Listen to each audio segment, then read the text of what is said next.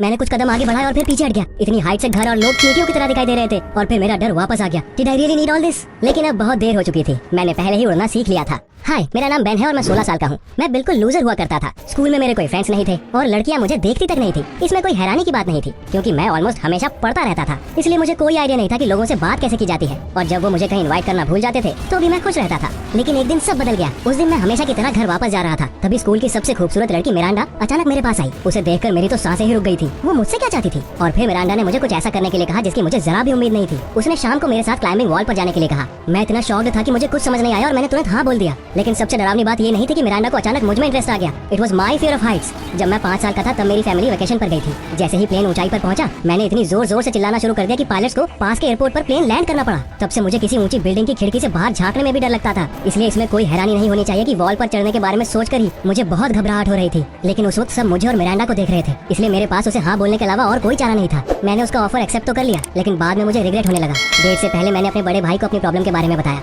Dean एक paragliding club में instructor था और ऊंचाइयों पर जीत हासिल करने के बारे में सब कुछ जानता था। नर्वस होने पर उसने मुझे अपनी आंखें बंद करके मन में 10 तक गिनने के लिए कहा, but it seemed I was a lost cause. 5 metre की ऊंचाई पर पहुंचते ही डर के मारे मेरा खून सूख गया। मैंने डर कर नीचे देखा तो वहाँ मिरांडा खड़ी थी। She was waving cheerfully to me, having no idea what kind of hell I was going through at that moment. मैंने वापस दीवार की तरफ मुड़कर अपनी आंखें बंद कर ली, लेकिन 10 तो क्या 50 सेकंड बाद भी कुछ आसान नहीं हुआ। मेरे हाथ कांपने लगे और मुझे लगा अब मैं गिरने वाला हूँ। मुझे याद नहीं कि मैं क्या चिल्लाया था, लेकिन इंस्ट्रक्टर तुरंत मेरे पास आया और उसने नीचे उतरने में मेरी हेल्प की। I was so embarrassed. मैं सोच रहा था कि अब मिरांडा मेरा कितना मजाक उड़ाएगी, लेकिन उसने मुझे दौड़कर गले से लगा लिया। सभी लोग किसी न किसी चीज से डरते हैं और इसमें कोई शर्मिंदा होने की बात नहीं है, उसने कहा। उसकी बात सुनकर मैंने चैन की सांस ली। We left the climbing wall, took a long walk through the streets and chatted about anything and everything. उस वक्त पहली बार मुझे रियलाइज हुआ कि जब आपके रिलेटिव्स के अलावा भी कोई आप में इंटरेस्टेड होता है तो कितना अच्छा लगता है। अगली सुबह भी मेरी नई फीलिंग्स बरकरार थी। मैं पहले से कहीं ज्यादा खुशी से स्कूल आया, लेकिन अचानक सारे लड़कों ने मुझे घेर लिया। मेरे क्लासमेट एलेन ने मुझे चिढ़ाते हुए कहा, कंप्यूटर साइंस की क्लास 5th फ्लोर पर है तो शायद तुम नहीं आओगे, है ना? उसकी बात सुनकर मेरे चारों तरफ लड़के जोर से हंसने लगे और फिर सपोर्ट के लिए मैं मिरांडा को ढूंढने लगा। लेकिन मेरी बदकिस्मती देखो, वो वहाँ थी ही नहीं। क्लासरूम में सब कुछ और बेकार हो गया। लड़के मेरे पीठ पीछे हंस रहे थे और मुझे समझ नहीं आ रहा था कि माजरा क्या है, क्योंकि पहले कभी कोई मेरे ऊपर इतना ध्यान नहीं देता था। लेकिन बाद में सब कुछ क्लियर हो गया।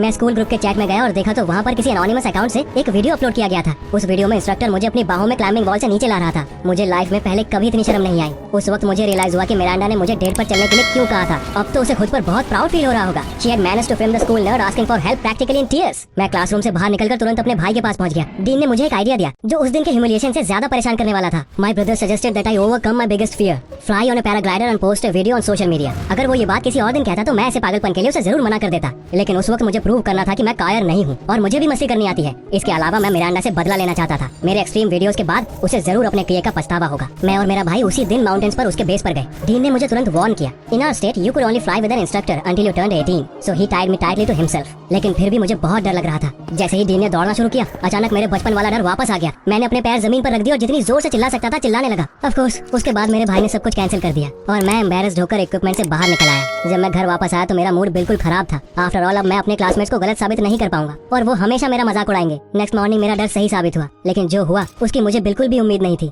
सुबह सुबह मुझे अपने लॉकर के ऊपर नोट के साथ एक डायपर चिपका हुआ मिला। This is for you in case you go to the climbing wall again. आप सोच भी नहीं सकते मुझे कितना गुस्सा आ रहा था। मैंने चारों तरफ देखा, लेकिन मुझे अपनी सबसे बड़ी दुश्मन मिरांडा कहीं भी दिखाई नहीं पड़ी। मैंने सोच लिया कि अब मैं उसे दिखा कर रहूंगा कि मैं क्या कर सकता हूँ। हैरानी की बात यह है कि उस गुस्से ने मेरे अंदर जान भर दी और उस दिन मैंने पहली बार अपने भाई के साथ पैराग्लाइडिंग की। ऑफ कोर्स मैं डरा हुआ था, लेकिन जैसे ही मैंने जमीन पर कदम रखा, अचानक मुझे एक अजीब सी फीलिंग हुई।